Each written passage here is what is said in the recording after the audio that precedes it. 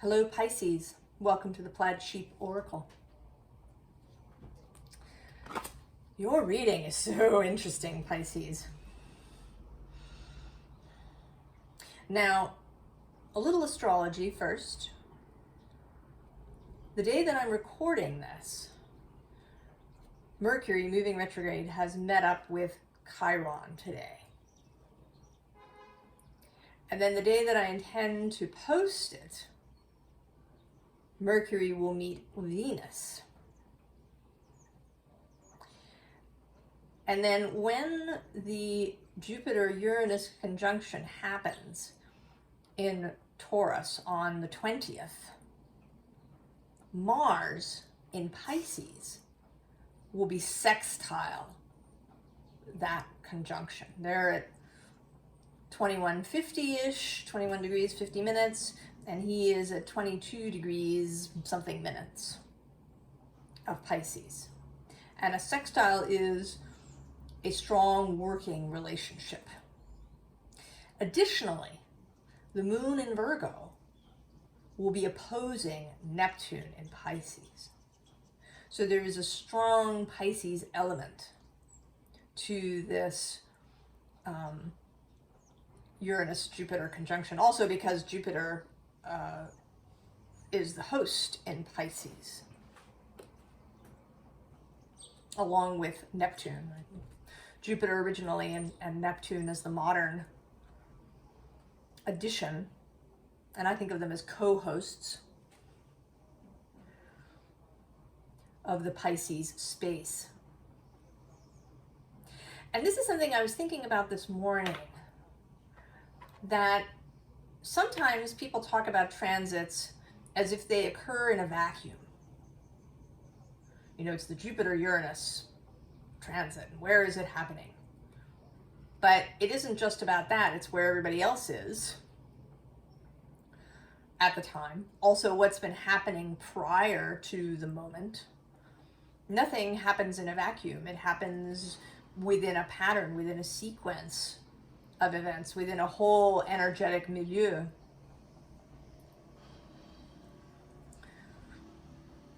So it's important to this, certainly to this Jupiter-Uranus conjunction, that there is a lot of Pisces energy going on. And not just that Mars is there, but Saturn is there.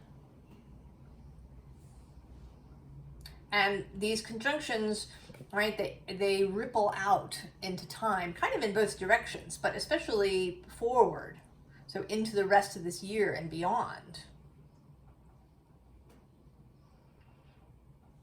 And so Saturn will sextile that spot where they met. There will be other events from Pisces, as well as from other signs. So you in particular are very good, right? The Pisces energy is good at seeing all of this nuances, all of the ways that things merge and where the synergies are. Now your first card is this Epiphany time. Yes, reveal your gifts. And I want to say that it's time to reveal your gifts. And we've certainly talked a lot, Pisces, on this channel about your, right, your gifts, the way that you may be a seer or an oracle, or the way that you move through the non-physical, your gifts in that arena of being the oracle for a community. And the community can be of any size. And that this may not be your profession. It's kind of, or, you know, it may be your profession, but it's beyond that. Right? It's just who you are. And I don't know if some of you may, still be in, as they say, the broom closet about this. You may not, be really open with people that you know.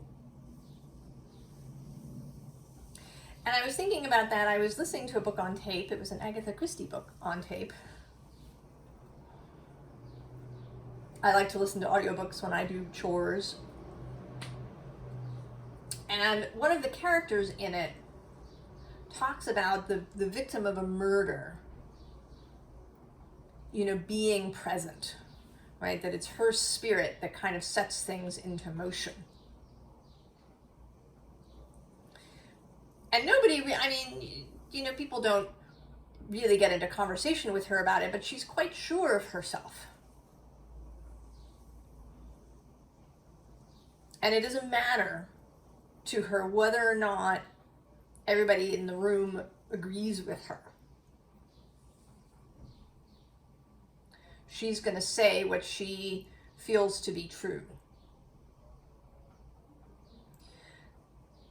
So it may be that you're going to start saying stuff when you feel guided to.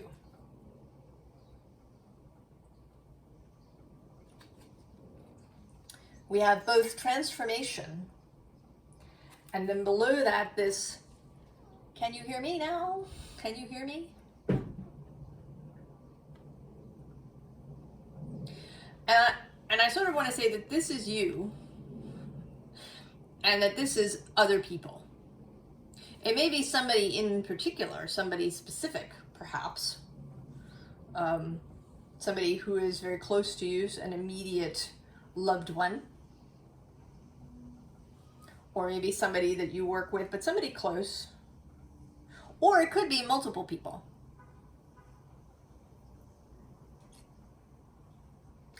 And then we have both these keys on trees below that, and then at the bottom of the deck, the perfect key.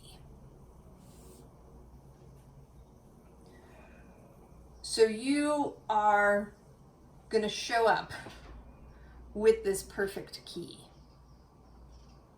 for other people.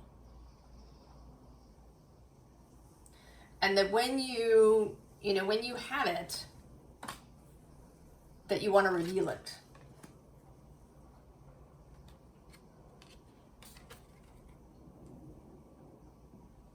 And then maybe you want to reveal it, like really reveal it.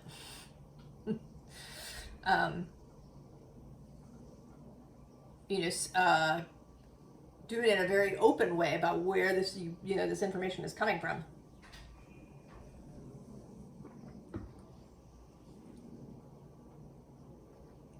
And it may be that that this will be baby steps. But there is a definite encouragement to be your full moonlit Piscean self. And this doesn't, this could be totally, right? It could mean that you change your clothes and everything. But it doesn't have to be. You could wander around in, a white t-shirt and a pair of jeans and still be this fully Piscean self, right? Like this house of flowers. That where before, you were, this is you, right, you're the house in this scenario. And you were perfectly lovely and very nice and pleasant and welcoming to people. But now it's like all gonna start spilling out everywhere.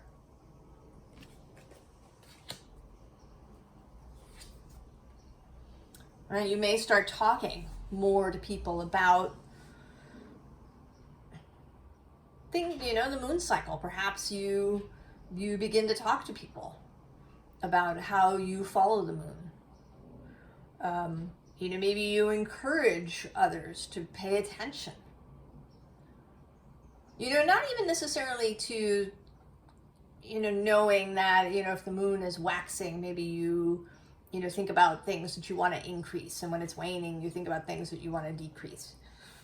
it doesn't even have to be that specific. You may just be encouraging people to pay attention to the moon, to look up at the sky, to see it there. To have them start paying attention. Do they feel different today? And maybe where is the moon? Right? To really encourage people in this way. And also to encourage people to be more open, more playful. I actually just did the Virgo reading. I usually do one reading a day, but I've done 2 today. It felt like they wanted to come out together somehow. And the other reading was the Virgo reading. And your energy was out there as an encouragement, as music to follow into a more spacious frame of mind.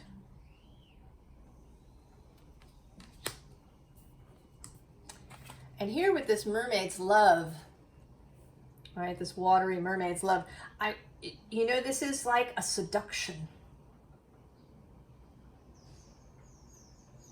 And this, right, it's a gorgeous seduction. It's not, we have this idea, I think, in society that if someone seduces you, that it's nefarious, that they're taking advantage of you. But that's not, right, to be seduced, to be drawn into. That it may take a little bit of seduction. That you don't just, openly proposition someone. That you, move into it slowly. That you give them time. Right? To feel into it with their body and to know that this is something that they really want.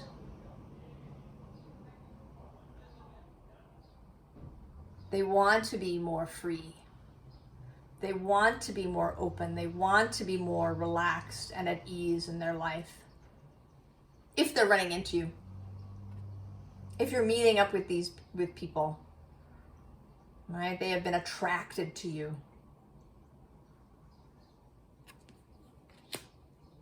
Attracted to this elixir.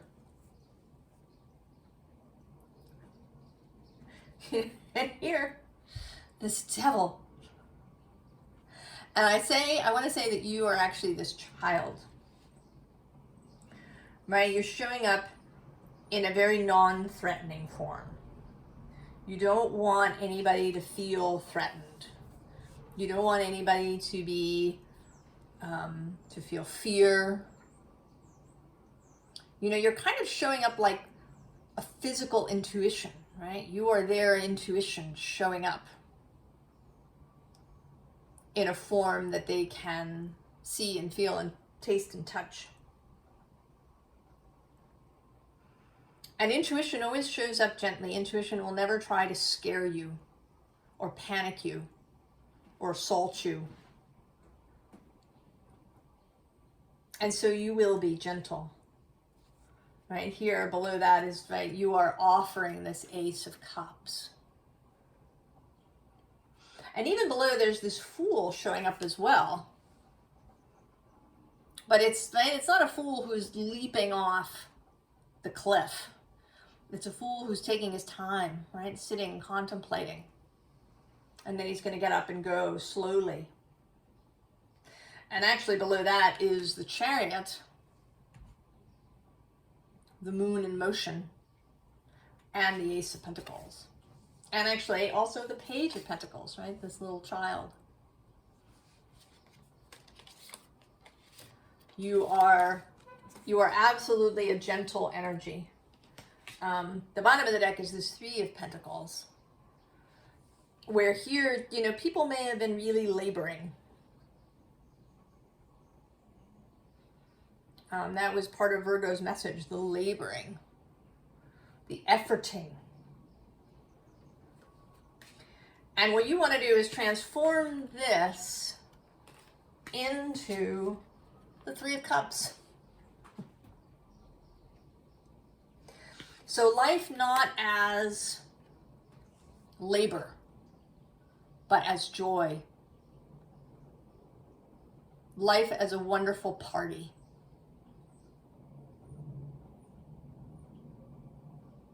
And there will be things to do. There are things to do in a party. You know, somebody needs to replenish the drinks and bring out more food, and there's somebody who's playing the music. There are things that get done, but they're done with joy and passion and openness. They're not forced. Because even things that feel like chores, you know, cleaning the bathroom or doing your taxes or anything can be approached from this Three of Cups energy rather from a laboring kind of energy. Right here with this Justice, bringing harmony, bringing a greater sense of ease and balance.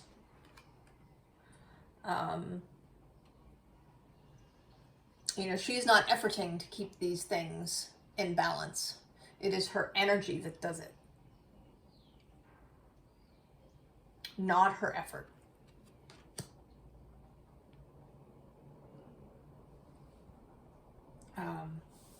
Like a teacher I know, Rebecca Altman, she talks about, you know, not forcing yourself into doing things.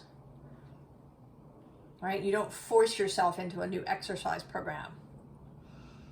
You work on changing your energy so that you are a person, you become the person who enjoys exercise or who enjoys doing with your body. And then you're going to find ways to do with your body that feel really good. You know, maybe it's not going on a treadmill. Maybe it's you go on hikes, or you go swimming, or you do something else that brings you joy because you're in the energy of really wanting to move your body. Right? You're not trying to force your way through.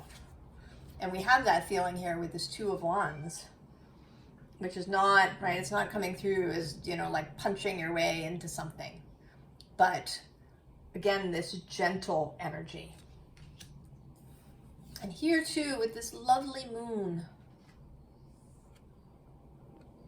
I love this moon card. It's very sweet.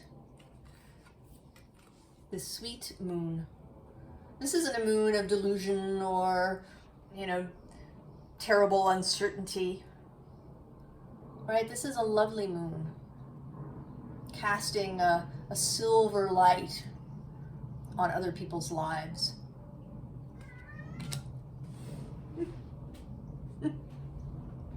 I don't know if you can hear that. Jupiter agrees. And so we have the High Priestess, a card associated with the moon and often with Pisces. Right? You're just showing up everywhere here as this beautiful energy. This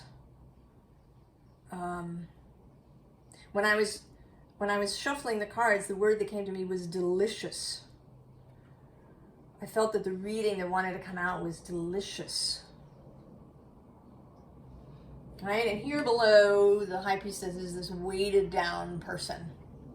And they're looking, you know, they're looking over this way with such longing. Such longing. And the longing, right, is the card right below is the Six of Swords. And this came out in Virgo as well. And it's this feeling of relief, right, of suddenly, like chains dropping, right, the out-breath, the release, the sudden ease moving forward, right, that is delicious. And at the bottom of the deck, is this fantastic Five of Wands, which is not about conflict, but about inspiration, about the quantum space, about all of, right, there's all these waves in superposition. Anything can come into being in this space. So there is enormous possibility for you and for everybody that you're going to come in touch with. And then we get Judgment. And a very watery kind of judgment. It's actually a card associated with fire, traditionally. But here, right, this water and air and these golden poppies. Right, this isn't a judgment call into battle. This is a judgment call into gorgeousness, into ease, into the Ace of Cups, into the Ten of Cups, fulfillment. And not just with self, but with others. And then one of my favorite Six of Cups cards, with this, lovely party going on.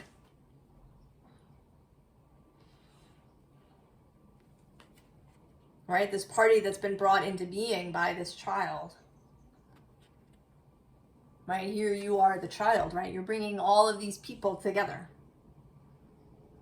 into joining your vision of what life could be like. Now, this isn't about details, right? You're not, controlling what they do or, telling them what's best for them. You're bringing them into an energetic space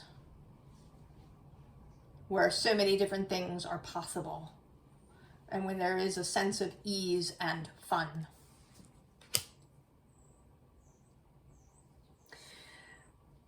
Now, interestingly, a card that fell out while I was shuffling, and I kept it, but I felt like it was it didn't want to be in the row.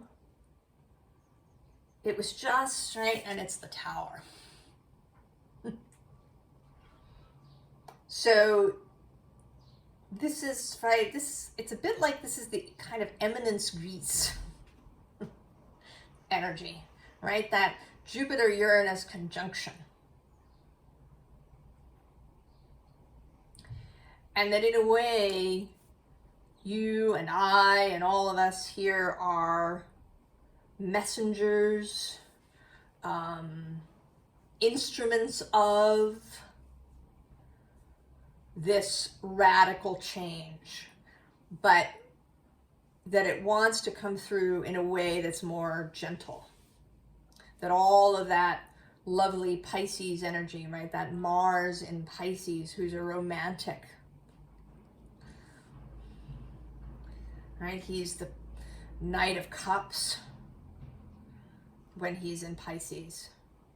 He's, right, he's going to seduce, he's going to, serenade people under the balcony. He's going to bring, beautiful nectar and luscious foods to this party. It makes me think of the movie Babette's Feast, where, right, with the meal that she creates is a seduction. And it seduces people out of their rigidity, out of their, kind of grimness.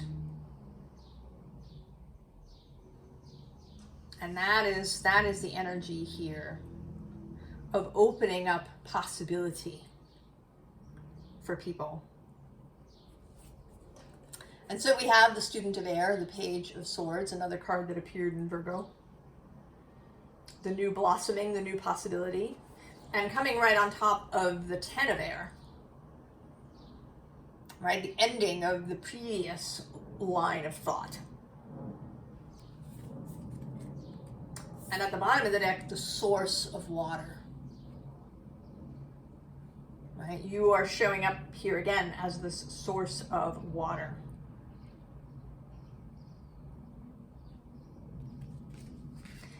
And what you're encouraging, number one, this Six of Earth, this diving into the wish. Diving into the wish. You know, not just making the wish, but diving into it.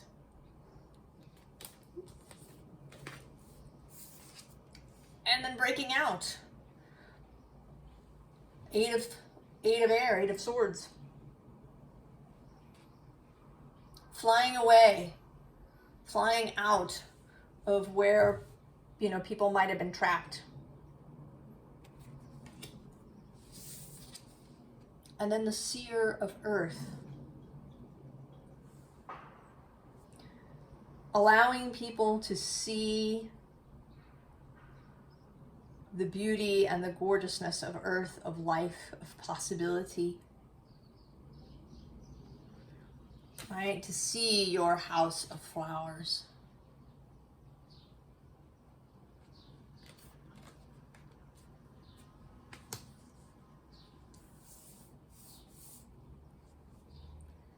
Pisces. So what is your advice? Well, firstly, the moon. Be yourself, Pisces. Be yourself. And here with this Eight of Cups, right? This is totally a come hither, right? Like, let's go. Come on. All right? That's like a seduction. Let's go.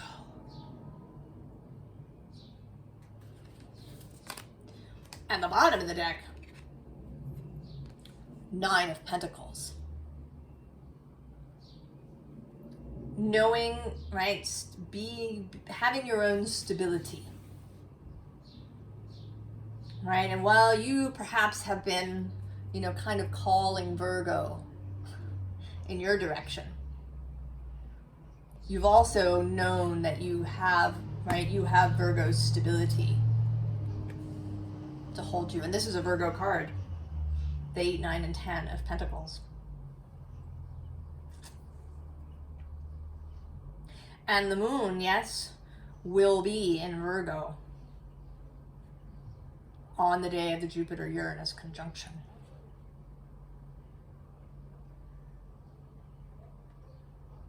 So this water energy joining up with Earth.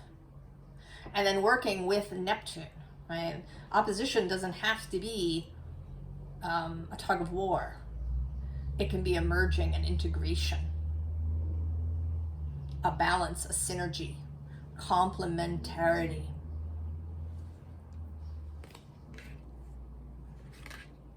And actually the card next to that underneath is the Fool. So you want to be, right, you want to remember that while you're doing this for other people, you also want to do it for yourself. 10 of Wands, set fire to anything that might be binding you. That anything that binds you, burn away, right? Burn in the fires of creation.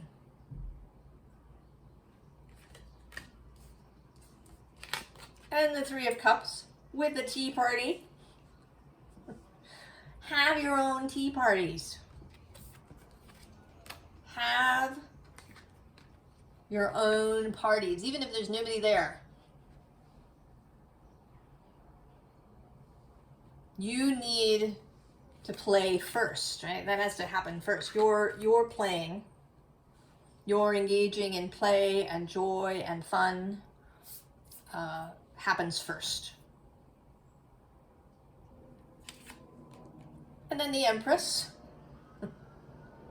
Venus energy showing up.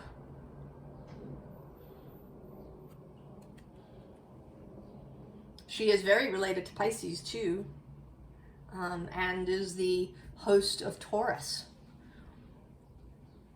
An honored guest in Pisces and host of Taurus. Her energy is very present too. And it's also present because this whole eclipse season is an Aries-Libra arrangement. And she is Libra's host as well. Indulgence, opulence, satisfaction, pleasure, love, knowing what you love, doing what you love, finding things to love about what you do, engaging in Empress energy, Pisces. The synergy of earth and water, of Venus and the moon, and also Neptune and the moon and the dream there.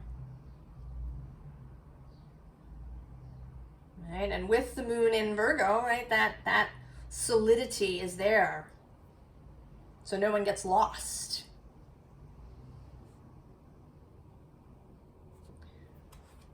Reveal your gifts, Pisces.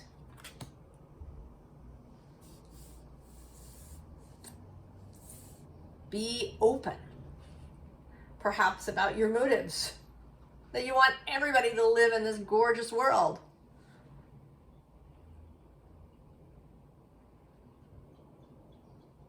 Where you have much more power than you do trying to just move things physically through the world. Line up the energy first, then move. That is Mars in Pisces.